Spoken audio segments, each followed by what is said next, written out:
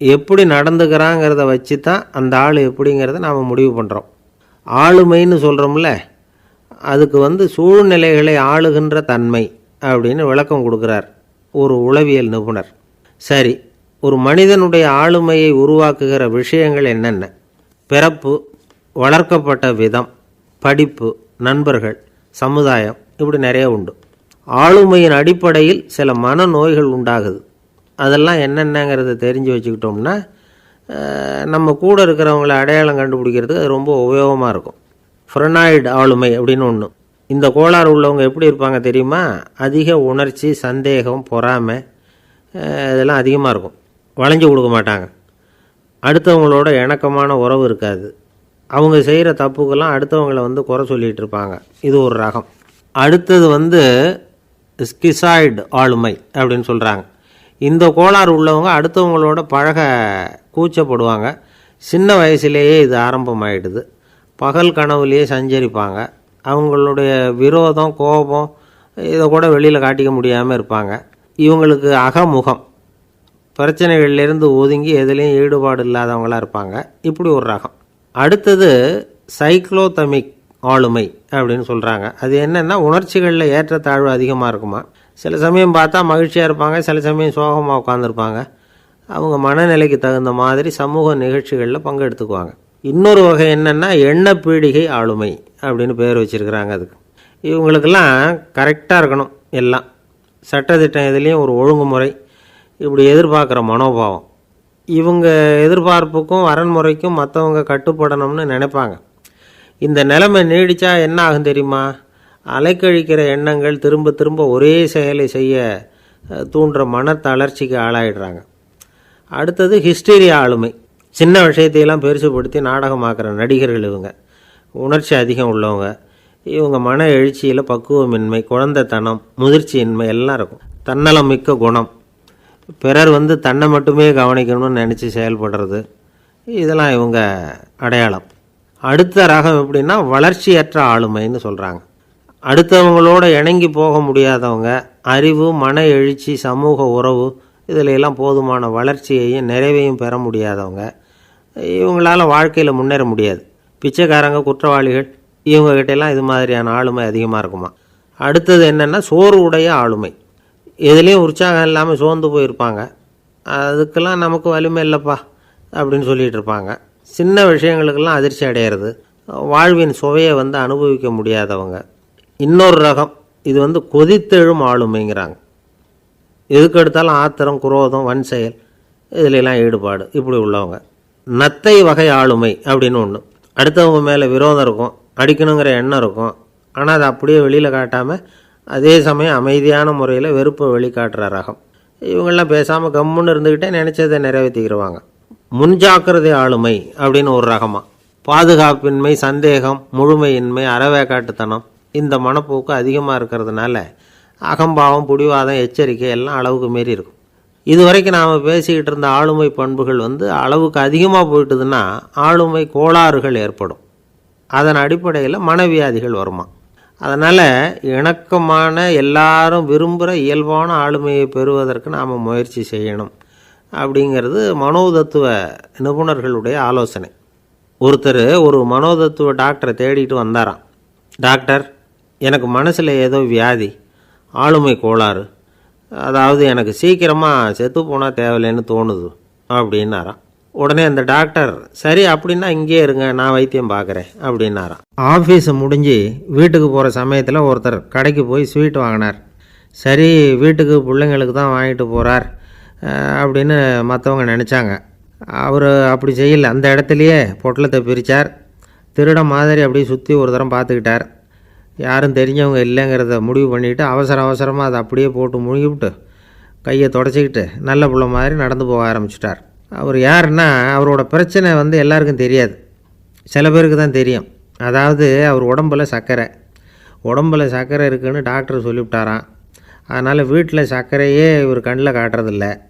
அதனால் இவர் யார் கண்ணிலையும் படாமல் இப்படிப்பட்ட வேலைகள்லாம் செய்கிறது வழக்கம். யாருக்கும் தெரியாமல் இப்படி ஸ்வீட்டை வாங்கி சாப்பிட்டுட்டு அவர் பாட்டுக்கு போயிடுறது. இப்படிப்பட்டவங்களுக்கெல்லாம் கொஞ்சம் ஆறுதலான தகவல் இன்றைக்கி. அது என்னென்னா, நாம் சாப்பிட்ற சர்க்கரைக்கும் நம்ம உடம்பில் உள்ள சில கோளாறுகளுக்கும் அப்படி என்ன தான் சம்மந்தம் இருக்குது? இதை பற்றி சமீபத்தில் சில ஆராய்ச்சிகள்லாம் நடந்திருக்குது.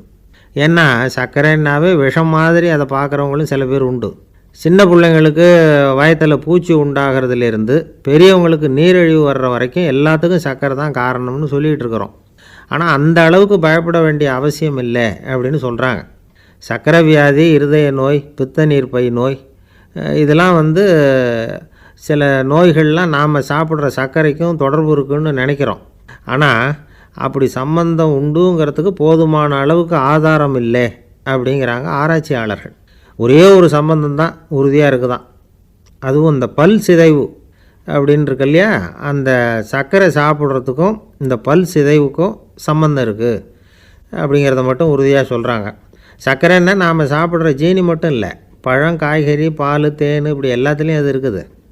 கேரட்டு கொடுக்குற சத்தில் 88% சர்க்கரை, ஆப்பிள் கொடுக்குற சக்தியில் 95% சர்க்கரை.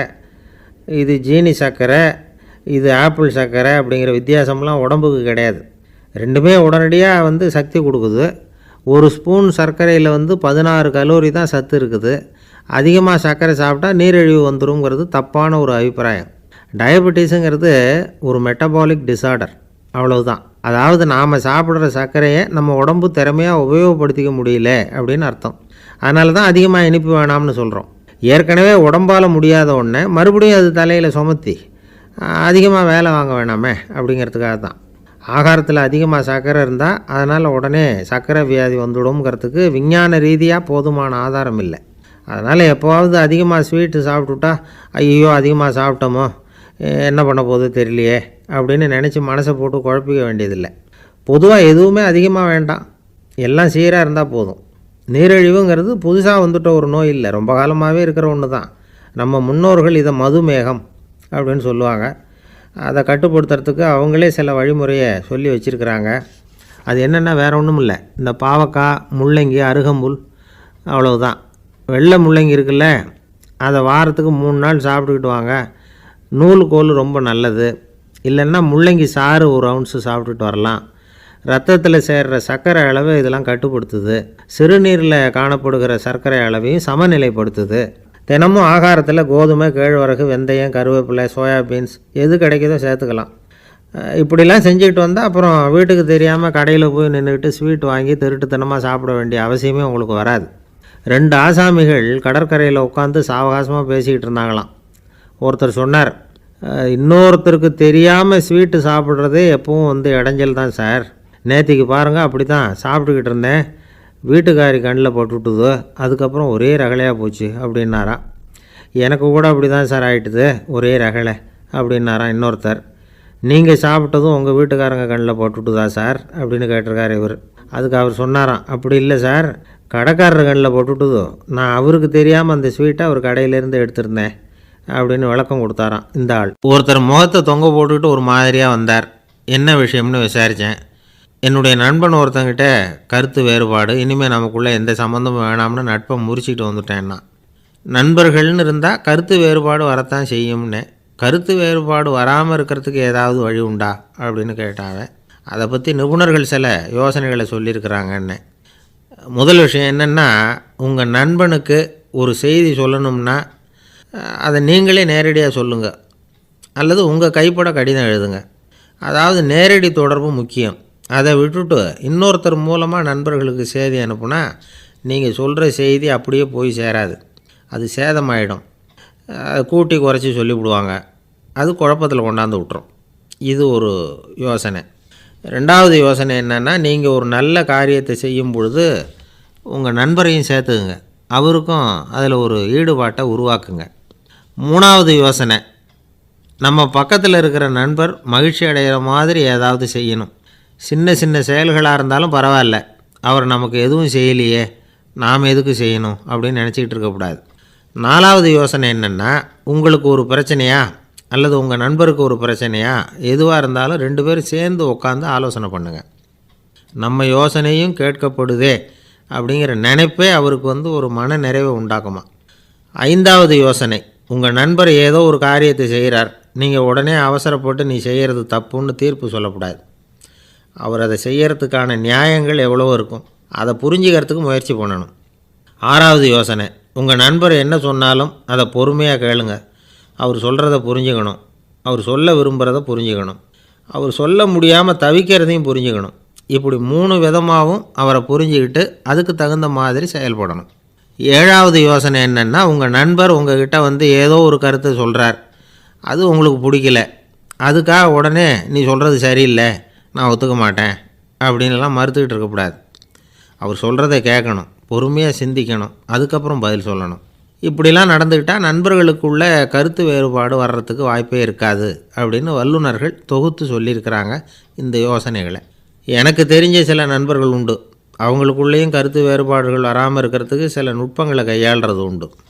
ஒருத்தர் சொன்னார், அந்த டாக்டர் சின்ன வயசுலேருந்து என் கூட பழகினவர், நாங்கள் 2 பேரும் இணை பிரியாத நண்பர்கள், இருந்தாலும் எனக்கு உடம்பு சரியில்லைன்னா நான் அவர்கிட்ட வைத்தியம் பார்த்துக்க மாட்டேன் அப்படின்னார் ஒருத்தர். ஏன் அப்படின்னு கேட்டேன். எங்கள் நட்பு கெட்டு போடக்கூடாது இல்லையா, அதனால தான் அப்படின்னார் இவர். ஒரு மனுஷனுக்கு 3 விதத்தில் கர்வம் உண்டாகிறதுக்கு வாய்ப்பு உண்டு. பணம், பதவி, புகழ். பணம் அதிகமாக வந்தால் கர்வம் வரலாம், பதவி பெருசாக வந்துட்டுதுன்னா கர்வம் வரலாம், புகழ் அதிகமாக போனாலும் கர்வம் வரலாம். இந்த 3 வகையான கர்வத்துக்கும் இடம் கொடுக்காமல் இருக்கிறாங்க பாருங்கள், அவங்க தான் சிறந்த மனிதர்கள். ஒரு பெரிய பொறுப்பில் இருக்கிறவங்களுக்கு கர்வம் வந்துடக்கூடாது. அப்படி வந்துட்டுதுன்னா அது எல்லாருக்கும் இடைஞ்சல். ஒரு ராஜா இருந்தார். அவர் ஒரு நாள் தன்னுடைய தலைநகரத்தை சுற்றி வந்துக்கிட்டு இருந்தார். ஒரு இடத்துல ஒரு அழகான நிலத்தை பார்த்தார். ஆஹா, இந்த இடத்துல நமக்குன்னு ஒரு மாளிகையை கட்டினா எவ்வளோ நல்லாயிருக்கும் அப்படின்னு நினச்சார். ராஜா நினச்சா அது முடியாத காரியமா? சரி, இந்த நிலம் யாருக்கு சொந்தம்னு விசாரிங்க அப்படின்னார் பக்கத்தில் இருந்தவங்கக்கிட்ட. அவங்கெல்லாம் ஓடி போய் விசாரித்தாங்க. அந்த இடம் வந்து ஒரு வயசான கிழவிக்கு சொந்தம், வயசான அம்மாவுக்கு சொந்தமாக. அந்த அம்மா தான் அதில் ஒரு குடிசையை போட்டு குடியிருந்துகிட்டு இருக்கிறாங்க. சரி, அந்த நிலத்துக்கு வந்து ஒரு விலையை நிர்ணயம் பண்ணி அதை அந்த வயசான அம்மாக்கிட்ட கொடுத்துருங்கோ அப்படின்னு உத்தரவு போட்டார் ராஜா. ஆனால் அந்த அம்மா, இது எங்கள் பூர்வீக இடம், இதை விற்க மாட்டேன் அப்படின்னு சொல்லிவிட்டுது. சரி, 2 பங்கு விலை கொடுக்குறோம்னு சொல்லி பாருங்க அப்படின்னாங்க. அப்படியே சொன்னாங்க அரண்மனை ஆட்கள். அதுக்கும் சம்மதிக்கலை அந்த அம்மா. இதை கேள்விப்பட்டதும் ராஜாவுக்கு கோபம் வந்துட்டுது. தன்னுடைய ஆளுங்களை கூப்பிட்டார். போய் அந்த குடிசையை பிரித்து எறிங்க, காசெல்லாம் ஒன்றும் கொடுக்காதீங்க அப்படின்னு கத்தினார். அவ்வளோதான். அடுத்த நிமிஷம் அரண்மனை ஆசாமிகள் போனாங்க, குடிசையை பிரித்து எரிஞ்சாங்க. அந்த வயசான அம்மா இருக்குது, அதுவும் அந்த இடத்த விட்டு துரத்தி விட்டாங்க. அந்த இடத்துல ஒரு அரச மாளிகையை கட்டி முடிச்சிட்டாங்க. அந்த வயசான அம்மா பாவம், ராஜாவே இப்படி பண்ணால் யார்கிட்ட போய் முறையிட முடியும்? ஒரு ஞானி இருந்தார், அவர்கிட்ட போய் சொன்னாங்க. அவர் இவங்க சொன்னதை கேட்டு மனசில் வச்சுக்கிட்டார். ஒரு நாள் அந்த ராஜாவே இந்த ஞானியை கூப்பிட்டார். புதுசாக ஒரு மாளிகை கட்டியிருக்கிறேன், வந்து பாருங்கன்னு. சரின்னு சொல்லி இந்த பெரியவர் ஒரு நாள் அந்த மாளிகைக்கு போனார். சும்மா போகல, ஒரு கழுதையையும் ஓட்டிகிட்டு போனார். கொஞ்சம் சாக்குகள், வெத்து சாக்கு, அதையும் எடுத்து கழுதை முதுகில் போட்டு கழுதையை ஓட்டிகிட்டு போகிறார். ராஜா பார்த்தார். அவருக்கு இது ஆச்சரியமாக இருந்தது. என்ன இது, மாளிகைக்கு வந்துட்டு போங்கன்னு கூப்பிட்டா கழுதை சாக்கு இதெல்லாம் கொண்டு வராரே, ஒன்றும் புரியலையேன்னு நினச்சார். எதுக்காக இதெல்லாம்னு கேட்டார். அரசருடைய தோட்டத்திலேருந்து கொஞ்சம் மண் எடுத்துகிட்டு போகிறதுக்கு ஆசைப்படுறேன், அதுக்கு நீங்கள் அனுமதி கொடுக்கணும் அப்படின்னாரு இவர். இது என்ன வேடிக்கையான கோரிக்கையாக இருக்குது அப்படின்னு நினச்சார் ராஜா. இருந்தாலும் மண் தானே கேட்குறாரு, எடுத்துகிட்டு போகட்டுமே அப்படின்னு நினச்சார். சரின்னு அனுமதி கொடுத்தார். அந்த பெரியவர் தோட்டத்துக்கு போனார், மண்ணை வெட்டினார், சாக்கில் போட்டு நிரப்புனார். ராஜாவை கொஞ்சம் கிட்ட வாங்கன்னு கூப்பிட்டார். இந்த மண் மூட்டையை தூக்கி கழுதையோட முதுகில் வைக்கணும், கொஞ்சம் உதவி பண்ணுங்கன்னார். ஓ, பண்ணுறேனே அப்படின்னு சொல்லி ராஜா கிட்ட போனார். மூட்டையை தூக்கி பார்க்குறாரு, முடியல, திணறி போட்டார். இப்போ அந்த ஞானி பேசினாராம். அரசே, இந்த ஒரு சாக்கு மண்ணையே உங்களால் தூக்க முடியல, அந்த கிழவிகிட்ட இருந்து அந்த அக்கிரமமாக அபகரித்த இந்த தோட்டம் பூராவையும் சுமக்கணும்னு ஆசைப்படுறீங்களே, அது உங்களால் முடியுமா அப்படின்னு கேட்டாராம். ராஜா யோசனை பண்ண ஆரம்பித்தார். தன்னுடைய செயலுக்காக வருத்தப்பட்டாராம். அந்த வயசான அம்மாவை உடனடியாக வரவழைச்சார். தாயே, தப்பு பண்ணிட்டேன், என்னை மன்னிச்சுக்குங்க, இன்னையிலேருந்து இந்த மாளிகையும் தோட்டமும் உங்களுக்கு தான் சொந்தம் அப்படின்னு சொல்லிவிட்டாராம். போகிறப்ப இந்த உலகத்திலேருந்து எண்ணத்தை எடுத்துகிட்டு போக போகிறோம், அதனால் ரொம்பவும் அலட்டிக்க வேண்டியதில்லை, கர்வப்பட வேண்டியதில்லை, அப்படிங்கிறது ஒரு பெரிய உபதேசம். ஒரு பெரிய மனுஷன் சாக கிடந்தார், ரொம்பவும் அழுதார். ஏன் அழறீங்க அப்படின்னு கேட்டாங்க சுற்றி இருந்தவங்க. நான் சாகிறதுக்காக கவலைப்படலை, நான் நம்ம ஜனங்களுக்காக எவ்வளவோ காரியம்லாம் செஞ்சுக்கிட்டு வந்தேன். நான் செஞ்சுக்கிட்டு வந்த சேவையை இனிமேல் யார் செய்ய போகிறாங்க, அது யாரால் முடியும், அதை நினச்சி தான் அழறேன் அப்படின்னாராம். ஒருத்தர் முன்னாடி வந்தார். அதுக்காக நீங்கள் கவலைப்படாதீங்க, உங்கள் சேவையை தொடர்ந்து செய்கிறதுக்கு என்ன மாதிரி இளைஞர் பட்டாலும் தயாராக இருக்குது, இருந்தாலும் எங்கள் கவலை என்னென்னா அப்படின்னு இழுத்தார். என்ன சொல்லுங்கன்னு கேட்டார் அவர். நீங்கள் இது வரைக்கும் என்ன சேவை செஞ்சுக்கிட்டு வந்தீங்க, அதுதான் எங்களுக்கு இன்னமும் புரியாத புதிராக இருக்குது அப்படின்னாராம் அவர். இந்த காலத்து புள்ள ஒருத்தன் தன்னோட அப்பாவை பார்த்து சொன்னான், அப்பா நான் உனக்கு உதவி செய்யலாம்னு நினைக்கிறேன், என்ன உதவி செய்யணும்னு சொல்லு அப்படின்னா. நீ சும்மா இருந்தால் அதுவே எனக்கு செய்கிற பெரிய உதவிடா அப்படின்னார் அப்பா. சும்மா இருக்கிறதும் ஒரு உதவி தான், அது மாதிரி மௌனமும் ஒரு சமூக சேவை தான் அப்படிங்கிறார் காஞ்சி பெரியவர். நமக்கு 5 புலன்கள் இருக்குது, மெய் வாய் கண் மூக்கு செவி. இந்த 5லேயும் அதிகப்படியான வேலை எதுக்குன்னு நினைக்கிறீங்க? வாய்க்கு தான். ஏன்னா அதுக்கு 2 வேலை. இப்போ கண்ணுக்கு பார்க்குறது மட்டும்தான் வேலை, காதுக்கு கேட்குறது மட்டும்தான் வேலை, மூக்குக்கு வாசனை அறியறது தான் வேலை, உடம்புக்கு உணர்றது மட்டும்தான் வேலை. ஆனால் வாய் அப்படி இல்லை, அதுக்கு 2 வேலை. சாப்பிட்றதும் அதுதான், பேசுகிறதும் அதுதான். அதாவது வாய் ஒன்று தான் கர்மேந்திரியமாகவும் இருக்குது, ஞானேந்திரியமாகவும் இருக்குது அப்படின்னு சொல்லுவாங்க. சாப்பாட்டில் உட்காந்தா எந்தெந்த ஆகாரம் என்னென்ன ருசின்னு அறிவிக்கிற வேலையும் செய்யுது. சபையில் உட்காந்தா பாடுறது, பேசுறது, சிரிக்கிறது, இது மாதிரியான வேலையும் செய்யுது. இன்னொரு வித்தியாசம், கண்ணு காது மூக்கெல்லாம் ஸ்ட்ரெயின் பண்ணிக்கிட்டு வேலை செய்கிறதில்ல. ஒரு ரோஜா பூ பார்த்தா உடனே மூக்கு அப்படியும் இப்படியும் அசைய ஆரம்பிக்கிறதில்ல. ஒரு சங்கீதத்தை கேட்ட உடனே காது ஆட ஆரம்பிக்காது. ஆனால் வாய் அப்படி இல்லை, அது பேசினாலும் சரி சாப்பிட்டாலும் சரி அசைஞ்சு தான் ஆகணும். ஆக மற்றதை விட வாய்க்கு வேலை ஜாஸ்தின்னு தெரியுது. சாப்பிட்றது பேசுறது அப்படின்னு 2 காரியம் அதுக்கு.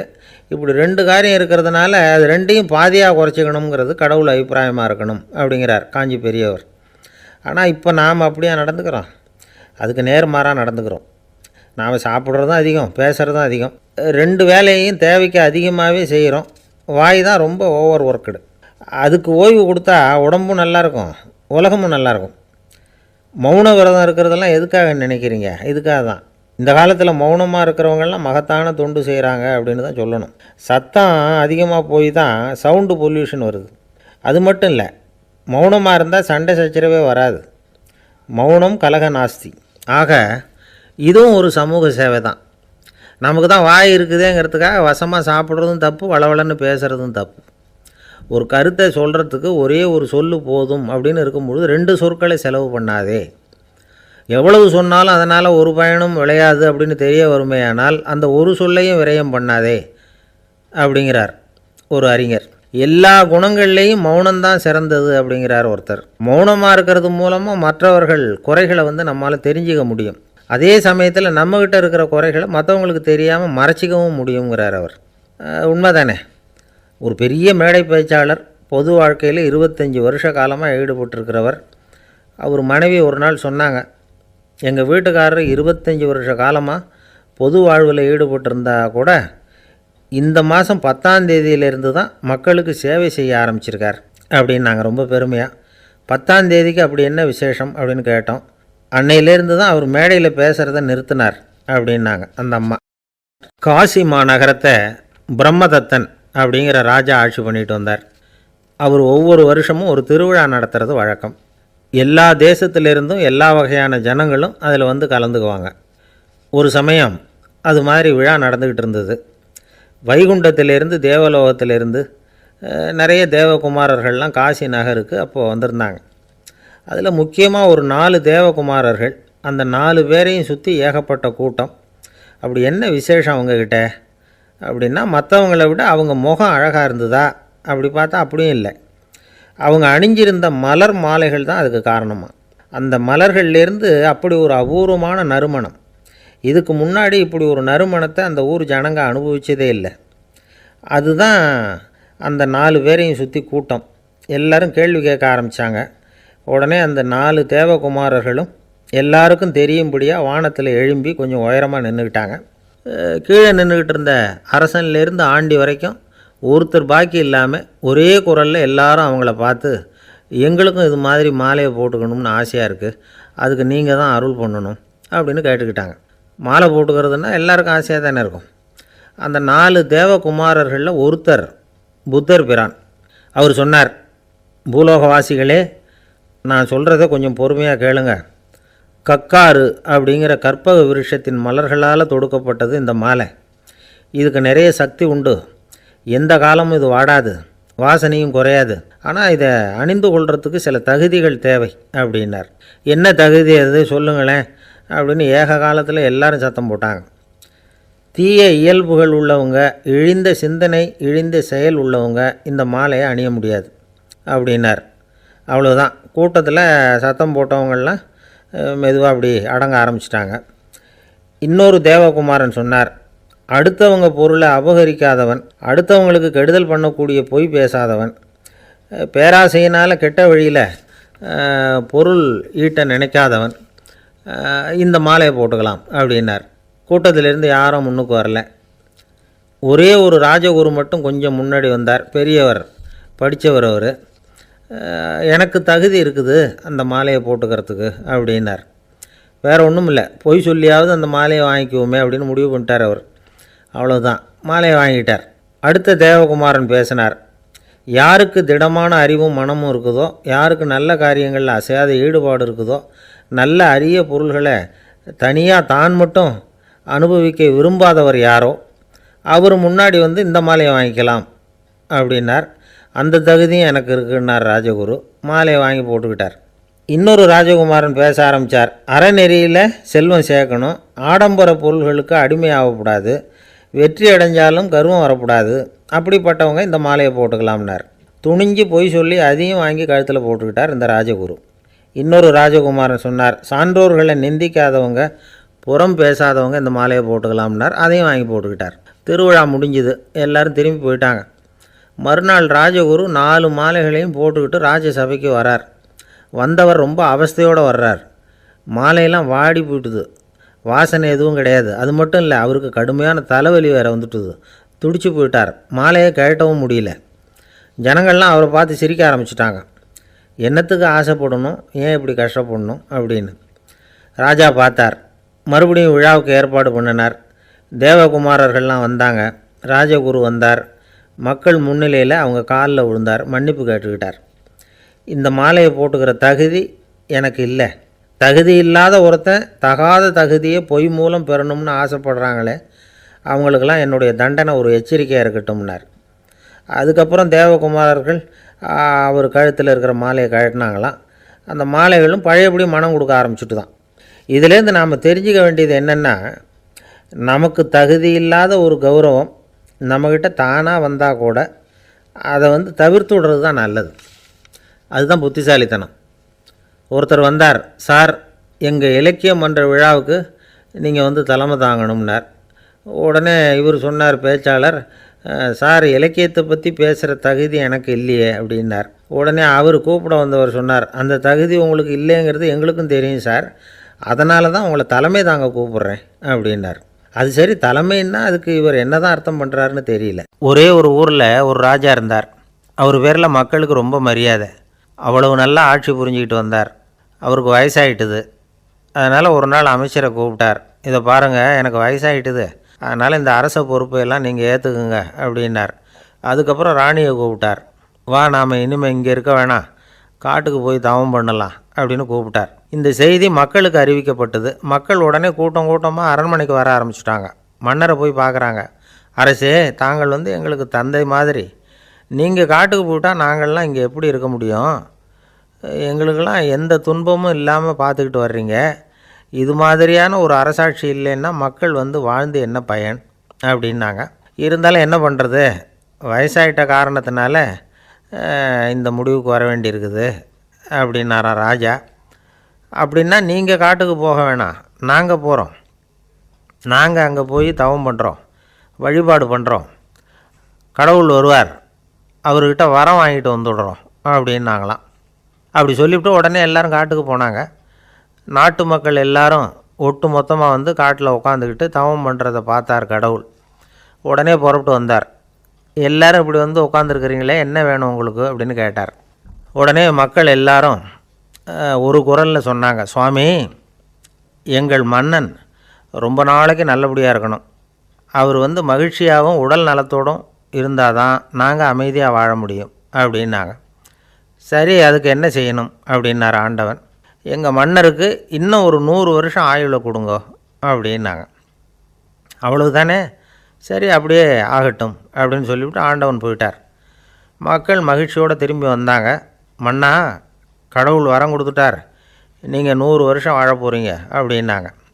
இதை கேட்டதும் ராணி ராஜாவை வணங்கி நான் தவம் செய்ய போகிறேன் அப்படின்னு புறப்பட்டாங்க. உடனே மக்கள் என்ன நினச்சாங்க தெரியுமா? ஐயோ, நாம் ராஜாவுக்கு மட்டும்தானே நீண்ட ஆயுள் வேணும்னு வரம் வாங்கினோம், ராணிக்கு வாங்கலையே, அதுதான் கோபத்தில் புறப்பட்டாங்க போல இருக்குது அப்படின்னு நினச்சி வருத்தப்பட்டாங்க. ஆனால் ராணி நினச்சது அது இல்லை. ராணி போய் தவம் பண்ணாங்க, கடவுள் காட்சி கொடுத்தார். இவங்க கேட்குறாங்க, சுவாமி, ராஜாவுக்கு மட்டும் 100 வருஷம் ஆயுள்னு வரம் கொடுத்துட்டீங்க, அப்படின்னா குடிமக்களும் 100 வருஷம் இருக்கணும். இப்படிப்பட்ட குடிமக்கள் இல்லைன்னா அப்படிப்பட்ட அரசன் இருந்து என்ன பிரயோஜனம் அப்படின்னாங்களாம். ஆண்டவன் பார்த்தார், சரி அவங்களும் 100 வருஷம் வாழ்வாங்க, அது மட்டும் இல்லை, நீயும் 100 ஆண்டு காலம் வாழ வரமளிக்கிறேன் அப்படின்னு சொல்லிவிட்டு மறைஞ்சிட்டார். இதில் ஆண்டவன் வர்றதும் மறையிறதும் முக்கியம் இல்லை. இதில் கவனிக்க வேண்டியது ஆள்கிறவனின் விசால மனம், குடிமக்களின் விசால மனம், ஆள்கிறவன் மனைவியினுடைய விசால மனம். இப்படி ஒரு நாடு இருந்துட்டுதுன்னா எப்படி இருக்கும் வாழ்க்கையை நினச்சி பாருங்கள். அதனால தான் பெரியவங்கள்லாம் சொல்கிறாங்க, இதய வாசல் திறந்தே இருக்கணும், இதயத்தின் கதவுகளை மூடாதீங்க அப்படின்னு சொல்லுவாங்க. என்கிட்ட ஒருத்தர் சொன்னார், என்னுடைய இதய வாசல் எப்போவும் திறந்தே தான் இருக்குதுன்னார். எதனால் அப்படி சொல்கிறீங்க அப்படின்னு கேட்டோம். டாக்டரே சொல்லிவிட்டார், என்னுடைய இதயத்தில் ஒரு ஓட்டை இருக்குது அப்படின்னு, வால்வு சரியில்லையா அப்படிங்கிறார். அளவுக்கு மிஞ்சினால் அமிர்தமும் நஞ்சு அப்படின்னு சொல்லுவாங்க. அது உண்மைதான். ஒருத்தருக்கு அளவுக்கு மீறிய புகழ் வந்துட்டுதுன்னு வச்சுங்க, அது கூட ஆபத்தாக போயிடுறது உண்டு. பழங்காலத்துல எல்லாம் கிரேக்க தேசத்தில் ஒரு பழக்கம் உண்டாம். அதாவது யாராவது ஒருத்தரை நாடு கடத்தணும்னா அதுக்கு ஒரு வழி உண்டு. அதாவது ஒருத்தரை நாடு கடத்தணும்னு மக்கள் விரும்புகிறாங்கன்னு வச்சுங்களேன், அவர் பேரை ஒரு மண்பாண்ட ஓட்டுச்சில்லில் எழுதி அதை வந்து ஒரு குறிப்பிட்ட பொது இடத்துல போட்டுற வேண்டியது, அவ்வளவுதான். இது மாதிரி பல பேர் போட்டுக்கிட்டே இருப்பாங்க, எல்லாம் அப்படியே குவிஞ்சு போயிடும். அந்த ஓட்டாஞ்சில்லு குவியலில் யாருடைய பேர் அதிகமாக இருக்குதோ அந்த நபரை ஒரு 10 ஆண்டுகள் நாடு கடத்தி விடுவாங்க. இது அந்த ஊர் வழக்கமாக. ஒரு நாள் அந்த குவியலுக்கு பக்கத்தில் ஒரு ஆள் நின்றுக்கிட்டு இருக்கிறான். அவன் கையில் ஒரு ஓட்டாஞ்சில்லு வச்சுருக்கிறான். அதில் யாரோட பேரையோ எழுதணும், எழுதி அந்த இடத்துல போடணுங்கிறது அவன் ஆசை. ஆனால் அவன் படிக்காதவன், அதனால் எழுத தெரியல. யாராவது அந்த வழியாக வர்றாங்களான்னு பார்த்துக்கிட்டே நின்றுக்கிட்டு இருந்தான். ஒரு பெரியவர் வந்துக்கிட்டு இருந்தார். அவர்கிட்ட ஓடினான். கையில் இருந்த மண்பாண்ட சில்லை கொடுத்தான். ஐயா, இதில் ஒரு பேர் எழுதி கொடுங்களேன்னா. அந்த பெரியவர் அதை வாங்கி கையில் வச்சுக்கிட்டு, என்ன பேர் எழுதணும் சொல்லு அப்படின்னா. இவன் சொன்னான், அரிஸ்டைடிஸ் அப்படின்னு எழுதுங்க அப்படின்னா. இதை கேட்டதும் அந்த பெரியவருக்கு அதிர்ச்சி. ஏன்னா அவர் தான் அரிஸ்டைடிஸ், தத்துவ மேதை அரிஸ்டைடிஸ் அவர். இருந்தாலும் நான் தான் அதுங்கிறத காட்டிக்காமல் அந்த ஆளுக்கிட்ட கேட்டார், அது சரிப்பா, அரிஸ்டைடிஸுங்கிற பேரை எழுத சொல்கிற, அவர் உனக்கு என்ன கெடுதல் பண்ணார், அவர் பேரை இதில் எழுத சொல்கிறியே அப்படின்னு கேட்டிருக்கார். அதுக்கு இவன் சொன்னானா, அவர் எனக்கு எந்த கெடுதலும் பண்ணலை, அவரை நான் பார்த்தது கூட இல்லை அப்படின்ட்டுருக்கான். அப்புறம் எதுக்காக அவரை வந்து நாடு கடத்தணும்னு நீ ஆசைப்படுற அப்படின்னு கேட்டிருக்கார். இப்போ அந்த ஆள் சொல்கிறான், அரிஸ்டைடஸை பற்றி எல்லாரும் பேசுகிறாங்க, அவர் ரொம்ப நல்லவர், அவர் ஒரு பெரிய அறிவாளிங்கிறாங்க, அவர் ஒரு பெரிய வள்ளல், பேரறிஞர், இப்படி எல்லாரும் சொல்கிறத கேட்டு கேட்டு எனக்கு ரொம்ப அலுத்து போயிட்டுது, அதனால தான் வெறுப்பாயிட்டேன் அப்படின்னு நானும். இதிலேருந்து என்ன தெரியுது? நாம் நல்லவனாக இருக்கிறதுல ஒன்றும் இடைஞ்சல் இல்லை. ஆனால் நம்மளை நல்லவன் நல்லவன் எல்லாரும் சொல்ல ஆரம்பிச்சிட்டாங்கன்னு வச்சுக்கோங்க, அப்போ இடைஞ்சல் ஆரம்பம்னு அர்த்தம். எதுவுமே அளவுக்கு மிஞ்சி போகாமல் பார்த்துக்க வேண்டியது ரொம்ப அவசியம். அளவுக்கு அதிகமாக ஆசைப்படாதவங்களில் ஆப்ரஹாம் லிங்கனும் ஒருத்தரான். அவர் ஒரு தடவை தன்னுடைய நண்பர்கள்கிட்ட பேசிக்கிட்டு இருந்தாராம். ஒருத்தர் கேட்டிருக்கார், ஒரு மனுஷனுக்கு கால்கள் வந்து எவ்வளோ உயரம் இருக்கணும் அப்படின்னு கேட்டாராம்.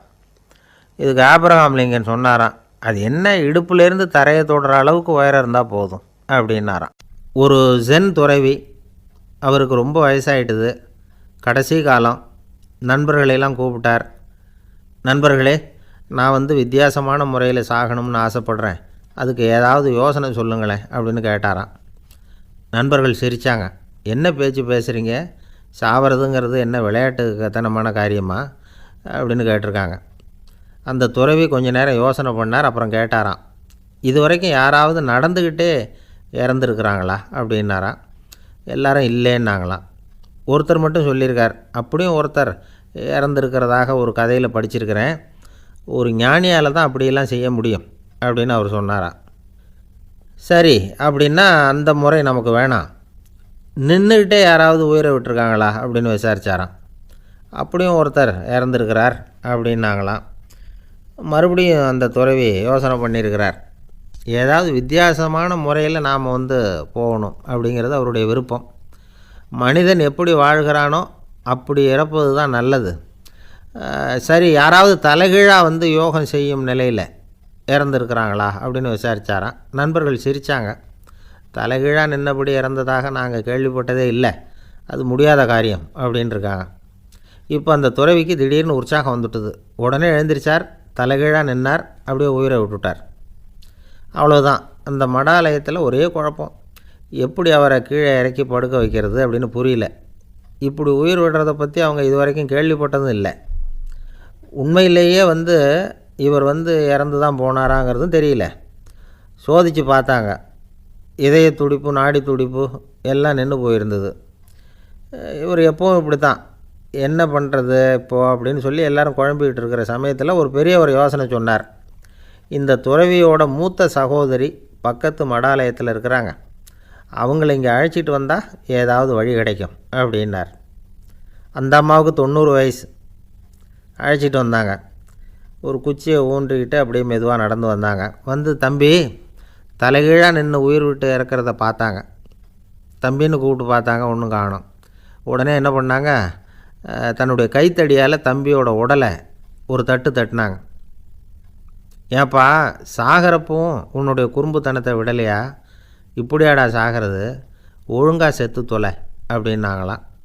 அவ்வளவுதான். உடனே அந்த துறவி திரும்பி நேராக நின்னார். அக்கா, கோவப்படாத, நான் ஒழுங்காக சாகிறேன், எப்படி செத்தா என்ன, எல்லாம் எனக்கு ஒன்று தான் அப்படின்னு சொல்லிவிட்டு அப்படியே தரையில் படுத்து உயிரை விட்டாராம்.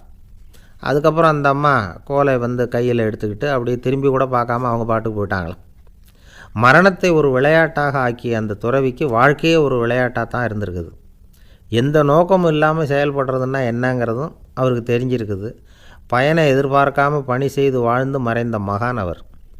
தம்முடைய தொழிலை விளையாட்டு போல் செய்ய தெரிஞ்சவருக்கு வாழ்க்கையே ஒரு விளையாட்டாக மாறிடும். எல்லாமே விளையாட்டாகி விடுகிற போது மரணமும் விளையாட்டாகிவிடும் அப்படிங்கிறது தான் அந்த தத்துவம். ஆனால் அதுக்கு முன்னாடி உங்களுக்குள்ளே இருக்கிற உண்மையான நடிகனை நீங்கள் அடையாளம் கண்டுபிடிக்கணும். நீங்கள் நடிக்க வேண்டியதே இல்லை, நீங்கள் ஏற்கனவே நடிச்சுக்கிட்டு தான் இருக்கிறீங்க. நீங்கள் இந்த உண்மையை தெரிஞ்சுக்கணும், அவ்வளவுதான். இதுதான் ஞானிகளுடைய கருத்து. நீங்கள் தெருவில் நடந்து போயிட்டுருக்கிறீங்க, எதிரில் வர்றவர் உங்களை பார்த்து எப்படி இருக்கிறீங்கன்னு கேட்குறார். நல்லா இருக்கிறேங்கிறீங்க. உண்மையிலேயே நாம் நல்லா இருக்க மாட்டோம், ஏதாவது உடம்புல கோளாறு இருக்கும். ஆனால் அப்படி சொல்லுவோம், நல்லா இருக்கிறேன் அப்படின்னு. அது நடிப்பு தானே. உங்களை சந்தித்ததில் ரொம்ப மகிழ்ச்சி அப்படின்னு சொல்கிறோம். உடனே கொஞ்சம் நிதானமாக யோசித்து பாருங்கள், உண்மையிலேயே உங்கள் மனசு மகிழ்ச்சி அடைஞ்சுட்டுதா? அது நடிப்பு தானே.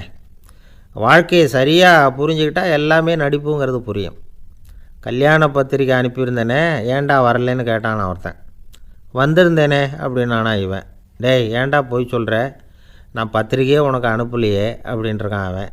அதுக்கு இவன் சொன்னானா, பத்திரிக்கை அனுப்புனேன்னு நீ போய் சொல்கிறப்போ கல்யாணத்துக்கு வந்தேன்னு நான் போய் சொல்லக்கூடாதா அப்படின்னானா. ஒரு பெரிய பியானோ கலைஞர் வியன்னாவில் இருந்தார். ரொம்ப புகழ்பெற்ற இசை கலைஞர் அவர். இங்கிலாந்து மகாராணி விக்டோரியா அவருடைய சங்கீதத்தை கேட்கணும்னு ஆசைப்பட்டாங்க. அவரை அரண்மனைக்கு கூப்பிட்டாங்களாம். பியானோ வாசிக்க சொல்லி கேட்டாங்களாம். இவரும் ரொம்ப பிரமாதமாக வாய்ச்சி காட்டியிருக்கார். உடனே பாராட்டி பரிசுகள்லாம் கொடுத்து அனுப்புனாங்களாம். அந்த இசையை கேட்குறதுல அரசிக்கு ரொம்பவும் ஆர்வம் உண்டு. அதனால் அதுக்கப்புறமும் அந்த கலைஞர் அடிக்கடி அரண்மனைக்கு வர வேண்டிய அவசியம் ஏற்பட்டது. ஏன்னா அரசி கூப்பிட ஆரம்பித்தாங்க. இவர் போகணும், அங்கே இசை நிகழ்ச்சி நடத்தணும். இவர் அங்கே பாடி வாசிக்கிறது உண்டு. ஒரு தடவை மகாராணி அவரை பார்த்து, உங்கள் நாட்டு தேசிய கீதம் பாடுங்களேன் அப்படின்னு கேட்டாங்களாம். உடனே அவர் தன்னுடைய நாடான ஆஸ்திரியாவின் தேசிய கீதத்தை பாடியிருக்கிறார். அவர் பாட ஆரம்பித்த உடனே மகாராணி எழுந்திரிச்சு நின்னாங்களாம். அதுக்கு மரியாதை செலுத்துகிற நோக்கத்தோடு பாட்டு முடிகிற வரைக்கும் அப்படியே நின்றுக்கிட்டு இருந்தாங்களாம். இதுதான் அந்த அரசியினுடைய பெருந்தன்மை. அதாவது நாட்டுப்பற்றுங்கிறது அந்த அளவுக்கு அப்படி இருக்கணும். இப்படி ஒரு அரசியே நம்ம நாட்டு தேசிய கீதத்துக்கு எழுந்திரிச்சு நின்று மரியாதை செலுத்துகிறாங்க அப்படிங்கிறத புரிஞ்சிக்கும் பொழுது அந்த முதிய கலைஞரின் மகிழ்ச்சிக்கு அளவே இல்லையாம். அதுக்கப்புறம் அந்த பியானோ கலைஞர் ஒரு நாள் தன்னுடைய நண்பர் ஒருத்தர்கிட்ட பேசிக்கிட்டு இருந்தாராம். அப்போ சொன்னாராம், மகாராணியார் எனக்கு எவ்வளவோ பரிசுகள்லாம் கொடுத்துருக்குறாங்க. ஒரு தடவை எனக்கு வைரக்கல் பதித்த அணி ஒன்றை கூட பரிசாக கொடுத்தாங்க. ஆனால் அதை விட உயர்ந்த விலை மதிக்க முடியாத அணி என்ன தெரியுமா? நான் என்னுடைய நாட்டு தேசிய கீதத்தை நான் பாடுறப்போ அவங்க எழுந்திரிச்சு நின்று மரியாதை செலுத்தினாங்களே, அதுதான் எனக்கு கிடைச்ச மிகப்பெரிய பரிசு அப்படின்னாராம். எனக்கு தெரிஞ்ச சங்கீத வித்வான் ஒருத்தர் இருக்கார். சமீபத்தில் ஒரு நாள் அவரை பார்த்தேன். எப்படி போயிட்டுருக்கு உங்கள் தொழில் அப்படின்னு கேட்டேன். ரொம்பவும் வித்தியாசமாக போயிட்டுருக்குங்க அப்படின்னார். என்ன சொல்கிறீங்க அப்படின்னேன். முன்னாடியெல்லாம் நான் பாடினா எதிரில் இருக்கிறவங்க தான் எழுந்திரிச்சு போயிட்டு இருந்தாங்க. இப்போ எப்படின்னா நான் பாட ஆரம்பிச்சுட்டா உடனே பக்கவாத்தியக்காரனே எழுந்திரிச்சு போயிடுறான் அப்படின்னார் ரொம்ப வேதனையோட. பொங்கல் திருநாள், பொங்கல் திருநாள்னால் இது ஏதோ அறுவடை திருநாள் அப்படின்னு சொல்லுவோம். அதாவது வருஷம் பூரா நாம் பாடுபட்டு அதனுடைய பலனை அனுபவிக்கிற நாள் அப்படிங்கிறது நாம் சொல்லிகிட்டு இருக்கிறது. இது முக்கியமாக இது ஒரு நன்றி அறிவிப்பு நாள் அப்படின்னு சொல்லுவாங்க.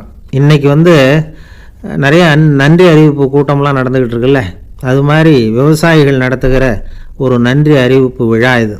யாருக்கு நன்றி சொல்கிறாங்கன்னா ஆதவனுக்கு. அதாவது சூரியன் இல்லைன்னா விவசாயம் இல்லை. அதனால் ஆதவனுக்கு நன்றி செலுத்துகிற நாளாக இந்த பொங்கல் திருநாளை நாம் கொண்டாடுறோம். அதாவது இந்த பொங்கலில் விவசாயிகள்கிட்டேருந்து நிறைய பண்புகளை நாம் தெரிஞ்சுக்க வேண்டிய நாள் இது. விவசாயிகள் அவங்க விவசாயம் முன்னேறி இருக்கிற அளவுக்கு விவசாயிகளுடைய வாழ்க்கை தரம் முன்னேறலை. அந்த அளவுக்கு அவர்கள் நாட்டுக்காக உழைச்சிக்கிட்டு இருக்கிறாங்க. அந்த காலத்திலே அதை பற்றி ஒரு கதை சொல்கிறது உண்டு. ஒரு வயசான ஆள் நிலத்தில் ஏறு உழுதுகிட்டு இருந்தாராம். கிழிஞ்சு போன ஒரு சின்ன துண்டை தான் இடுப்பில் கட்டியிருந்தாராம். தலையில் ஒரு கந்தலை சுற்றி இருந்தார். உடம்பு பூரா சேரு, ரொம்ப ஏழை. ஏறு ஓட்டிகிட்டு இருக்கிறவர் வேறு எப்படி இருப்பார்? இருந்தாலும் அந்த ஆள் ரொம்ப ஜாலியாக பாட்டு பாடிக்கிட்டே ஏறு உழுதுகிட்டு இருந்தாராம். உடம்புல தான் அவர் ஏழையை தவிர மனசில் ஒரு ஏழையாக தெரியல. அந்த சமயத்தில் அந்த நாட்டு ராஜா அந்த பக்கமாக குதிரை மேலே வந்தாராம். வேட்டைக்கு போயிட்டு பரிவாரங்களோடு திரும்பி வந்துக்கிட்டு இருக்கிறார். ரொம்ப செல்வ செழிப்பில் இருக்கிற ராஜா அவர் இந்த வயசான விவசாயியை பார்த்துருக்கார். இந்த ஆள் ரொம்பவும் ஏழைங்கிறது அவர் பார்த்தாவே பளிச்சுன்னு தெரியுது. கட்டிக்கிறதுக்கு நல்ல துணி இல்லை, உடம்போ இழைச்சி போயிருக்குது, வயிறு முதுகில் போய் ஒட்டிக்கிட்டு இருக்கு, கண்ணு குழி விழுந்து போயிருக்குது. ஆனாலும் முகத்தை பார்த்தா சந்தோஷமாக இருக்கிற மாதிரி இருக்குது. இவ்வளோ உற்சாகமாக பாடிக்கிட்டு இருக்கிறாரே அப்படின்னு ஆச்சரியமாக நினச்சி பார்த்தார் அந்த ராஜா. சரி, அவர்கிட்ட கொஞ்சம் பேச்சு கொடுத்து பார்க்கலாம் அப்படின்னு முடிவு பண்ணார்.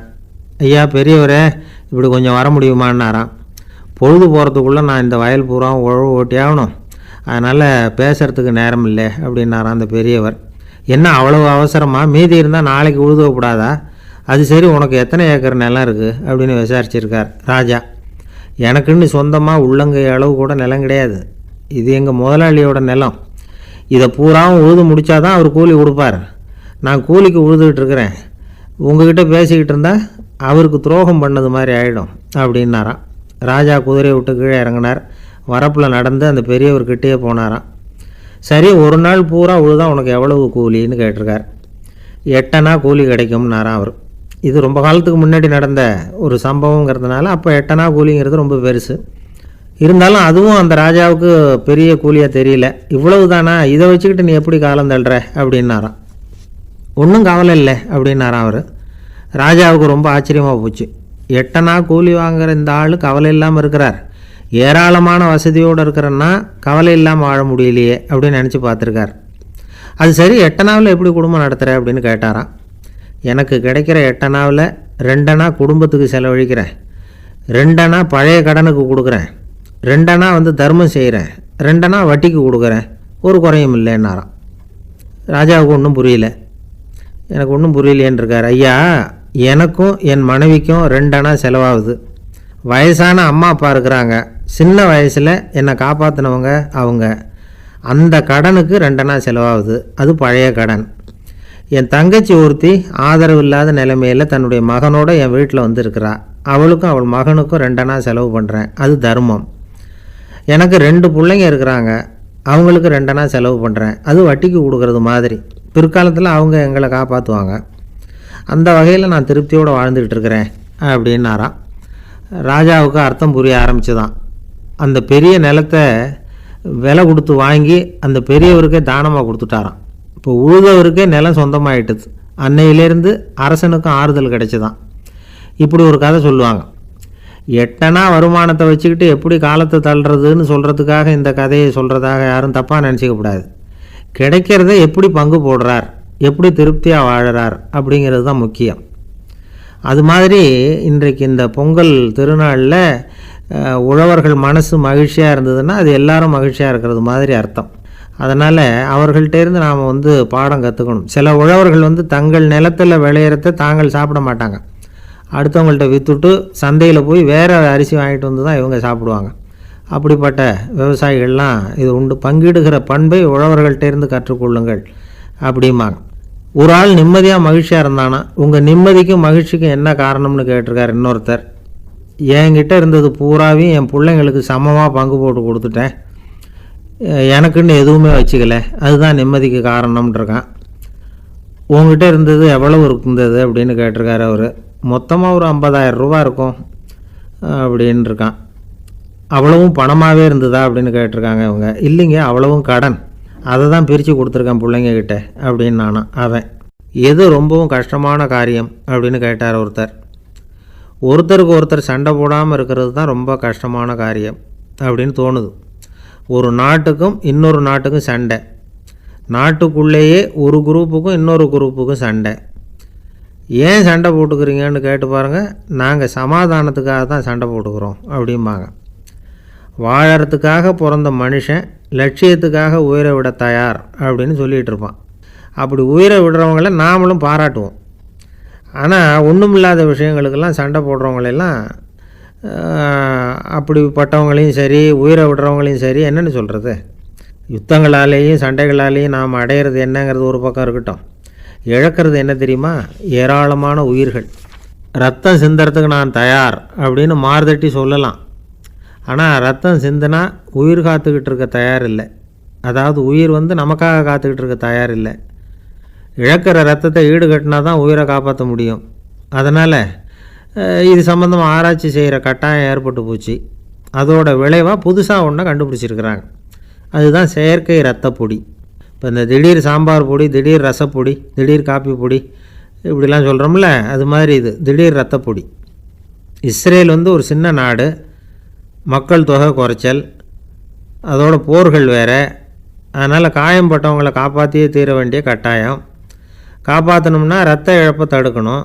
அப்படின்னா உடனடியாக புது ரத்தம் செலுத்தி ஆகணும். திடீர்னு ரத்தம் வேணும்னா எங்கே போகிறது? அதுவும் கிடைக்கிற ரத்தம் சேர்கிற குரூப்பாக இருக்கணும்.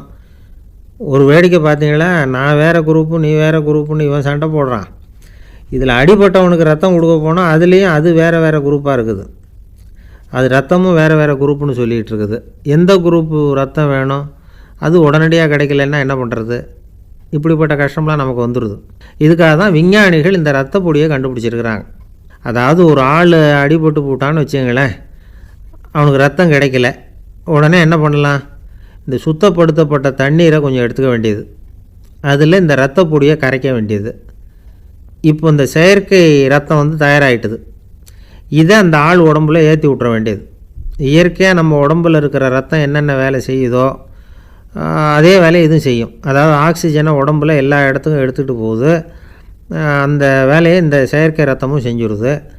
ஆனால் ஒரு விஷயம், இந்த செயற்கை ரத்தம் ஒரு அவசரத்துக்கு தான் உபயோகப்படுத்தலாம், ஒரு முதல் உதவி மாதிரி. அதை அப்படியே நிரந்தரமாக விட்டுற முடியாது. பின்னாடி தேவையான குரூப்பு உண்மையான ரத்தம் கிடைச்ச உடனே அதை செலுத்திக்கணும். உண்மையான ரத்தத்தை 20லேருந்து 40 நாள் வரைக்கும் தான் பாதுகாக்க முடியும். அதுவும் குளிர்பதன பெட்டியில்.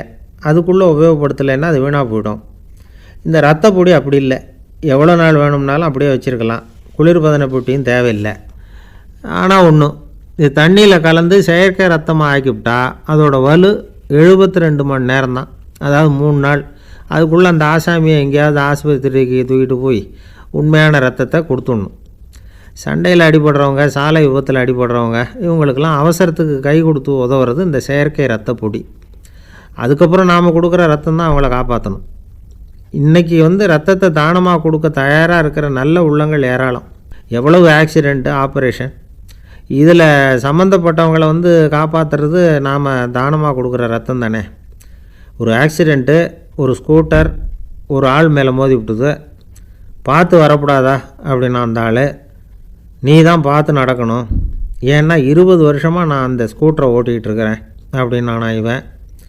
இதுக்கு அவன் சொன்னானா, நீ தான் பார்த்து ஓட்டணும், ஏன்னா 40 வருஷமாக நான் இப்படி நடந்துக்கிட்டு இருக்கிறேன் அப்படின்னானா. ஒரு ஊரில் ஒரு ராஜா இருந்தார். பெரிய அரண்மனையில் தான் இருக்கிறார். எல்லா வசதியும் இருந்தது. இருந்தாலும் அவர் எல்லாரும் சொல்கிறது எப்படி தெரியுமா, பிச்சைக்கார ராஜா. அப்படி ஒரு பேர் அவருக்கு நிலச்சி போச்சு. ஜனங்களும் சரி, மற்ற தேசங்களில் உள்ளவங்களும் சரி, அவர் அந்த பேர் சொல்லியே குறிப்பிடுறது வழக்கமாக போட்டுது. இது அவருக்கு ரொம்ப கவலையாக போச்சு.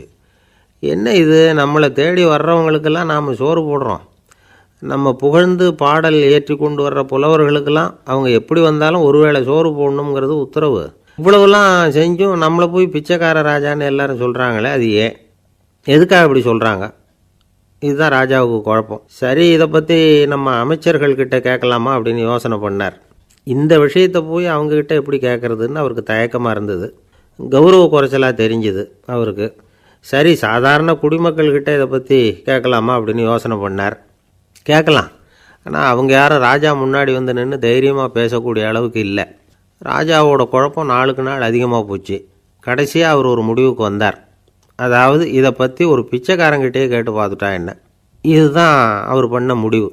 உடனே மாறு வேஷம் போட்டுக்கிட்டு நகர்வலம் போனார். ஒரு பிச்சைக்காரனை கண்டுபிடிச்சார். இதை பாருப்பா, நம்ம ராஜாவை எல்லாரும் பிச்சைக்கார ராஜான்னே சொல்கிறாங்களே, அதுக்கு என்ன காரணமாக இருக்கும் அப்படின்னு கேட்டார். அதுக்கு அவன் சொல்கிறான், இதுக்கான பதிலை இன்னும் ஒரு 30 நாளில் சொல்கிறேன் அப்படின்னா. உடனே இவருக்கு சந்தோஷம். உண்மையை அவங்ககிட்ட சொன்னார். நான் வேறு யாரும் இல்லை, நான் தான் இந்த நாட்டு ராஜா. இப்போ நீ என் கூடவே வந்துடு, அரண்மனையிலேயே தங்கிக்கோ, 30 நாள் கழித்து எனக்கு பதில் சொல்லிவிட்டு அதுக்கப்புறமா நீ போகலாம் அப்படின்னு சொல்லி அழைச்சிட்டு வந்துட்டார். அரண்மனையில் ஒரு மூலையில் அவன் தங்கிறதுக்கு இடம் கொடுத்தார். தினம் 2 வேளையும் இவனுக்கு சோறு போடுங்க அப்படின்னு உத்தரவு போட்டார். ராஜா கொடுத்த இடத்துல போய் உக்காந்துக்கிட்டான் அந்த பிச்சைக்காரன். தினமும் அந்த அரண்மனையில் நடக்கிறதையெல்லாம் கவனிச்சிக்கிட்டு வந்தான். வேளைக்கு சாப்பாடு வரும், சாப்பிட்டுக்கிட்டு இருக்கான். இப்படி 30 நாள் முடிஞ்சுது. ராஜா வந்தார். என்ன, என்னோட கேள்விக்கு பதில் என்னன்னு கண்டுபிடிச்சிட்டியான்னார். கண்டுபிடிச்சிட்டேன்னா.